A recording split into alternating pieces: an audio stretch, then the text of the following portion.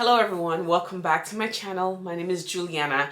I haven't posted a video in about 3 months. I know, procrastination, neglect, but there has been a lot of changes in my life. I've changed cities, I've moved cities or whatever, and yeah, it's just been a hellhole. And I started another job as well. I started doing Instacart, which some people might be like, oh my God, how do you make money? If you put the work in, you can make money. You really, really can. So that's what I've been busy doing. But I figured since Christmas is coming up, the holidays are coming up, drinking and, hopefully not driving, because people don't seem to learn and it keeps getting worse and worse and worse. But this case that I've heard about since 2018, and it's been on my mind because it's unsolved, and let me tell you about it.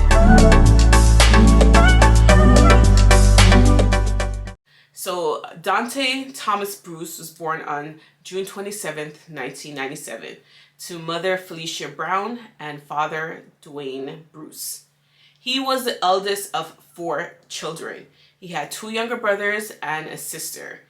And one thing that anybody, his friends, his family will tell you about him is that he had a beautiful smile. Like, he was always smiling. His smile was infectious. He would go around talking to any and everybody, strangers, friends, foes. He was just friendly. He was just like a cool dude. And when he got into his high school years, he attended Stouffville District Secondary School, I believe is the name of the school. And he got into track and field, and that was his passion. He never missed practices. He was always there. He was running everywhere. That's just who he was. Daunte was, I still call him a kid, but he was an amazing 20-year-old. Throughout high school, he ran track. That was his passion. He always said it made him feel free. He was great with his brothers and his sister. He was the oldest. He was always kind to everybody. Everybody who knew him always said he was willing to help them out through any hard time. He was always smiling. So one thing I'll always remember is his smile. He actually has 5, not awards, what's that word? Goals is what it's called? I can't remember what it's called. But he has, you know what? I'm just going to look it up because it's going to bother me. Found it. He had 5 track records that are still unbeatable. At the time that article was written was back in 2018. So I'm not sure if they're broken, but at the time he had 5 track records, in high school. 4 of them which were in hurdles. Like, running was his thing. But when he left high school, he ventured into a different path and started studying business administration at Seneca College. And he was in his 2nd semester, or going into his 2nd semester, or would have been. He went to Seneca. He was taking business HR. He was in his 2nd semester. He was struggling along, but he was tenacious, so he kept at it. He was planning on spending the summer working, so he was in the process of looking for work, trying to pay for the next semester, as well as working out his own, just things that normal 20-year-olds go through, What else can I say, It's just very tragic at this point in time. And he was just on summer holidays, attempting to get a job, so he can help pay for school and all of that. But on the night of May 21st, 2018, he had spent the night at a friend's house. And at some time between 2 a.m. and 6 a.m., he left to bike home. He wasn't that far away from home anyways. And unfortunately, he did not make it home. He did not make it home.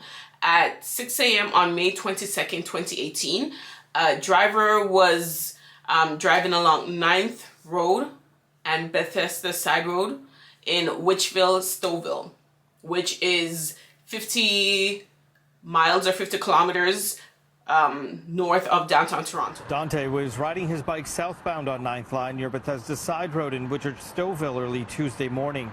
A passerby called police when they spotted his mangled bike on the road and found his body in a ditch. And the driver stopped to investigate, which is something I probably would have never done because I probably wouldn't even have noticed. You know, I don't pay attention a lot of times, or I probably would have thought it was garbage. But I guess this person was, you know, he was in the area. He lived in the area. So he knew he didn't pass that bike yesterday. You know, how come it's here? So he got off and went to investigate. And that's where he found Daunte deceased, lying in a ditch. He had been hit and just left there. No one called to, you know, call 911 or went to a police station. Nothing. So there's very little information out there about, you know, what kind of car or vehicle the hit and run driver is, and no one has ever come forward. So, you know, when the driver found him, he called 911, but like I said, he had already passed away, and they did the autopsy, and the coroner actually said that there was a chance, had 911 been called immediately and he had gotten the care, the help that he needed, he might have survived. Struggle with the immense anger and rage we have feeding into our soul. Daunte was alive and breathing, but couldn't help himself. He couldn't help himself, but he could have been helped. To the motorist, how could you leave him to die?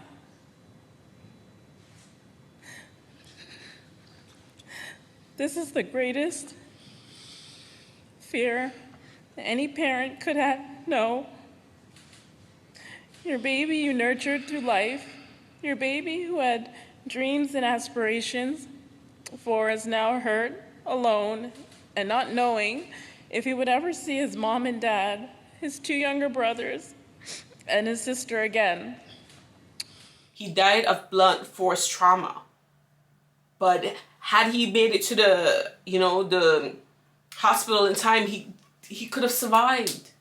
And that's another thing the family has to live with. Not only is he no longer here, he could have survived had the driver done the right thing. Now, let me play devil's advocate here. Yes, the driver probably was scared and, you know, they panicked or whatever. But even after that, you still didn't come forward. Like, do you have no conscience? You just hit this young man and left him there to die. You know, where is the humanity? Where is the humanity? You know? Because the police said there's no way the driver didn't know that they hit something or someone. So, you know, and that weekend, May 21st, 22nd, that's like Victoria's Day long weekend in Canada. So it's a long weekend. So people usually will go up in this area, in Litchfield was a rural area. So a lot of times people go out and rent a cabin or whatever and just party. So was the driver under the influence of alcohol or drugs or whatever, and was scared that if he called, he would have been charged with that or with a more serious crime? Because this was probably just an accident. It was an accident. You know, that area is rural, and police believe he was hit between 2 a.m. and 6 a.m. So it was probably dark and there's not enough traffic lights or whatever. So, but then your beams on your car should have still illuminated a bicyclist, you know? And Daunte was just hit and left there. Did the driver stop and get out and check on him at least, or did he just keep driving? There are people out there that know who did this. The family, his mother or her mother, for sure probably knows, you know, or at least somebody knows. The mechanic who fixed the car, you know, but I don't know. This is just a sad story. And what even makes it worse was that day was his younger brother's birthday. Yesterday was our other son's birthday. So we were wishing him happy birthday and sending him off to school. And then we found out our other son was dying.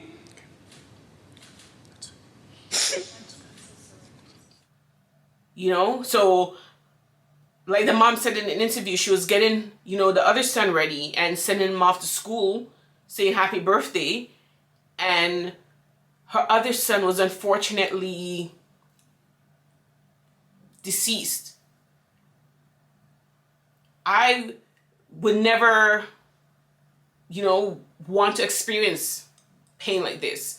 And I'm pretty sure this perpetrator, his family wouldn't want that to happen to them. So why haven't they encouraged him to come forward? Or why haven't they come forward and give this other family a release, you know, just to know who? This is crazy. Like, Daunte was loved by everybody. His coaches, his teachers, his friends. So much was taken that night, that one night. So much was taken.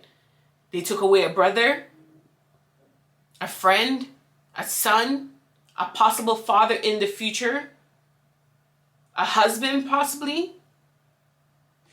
You took away a brother, a son,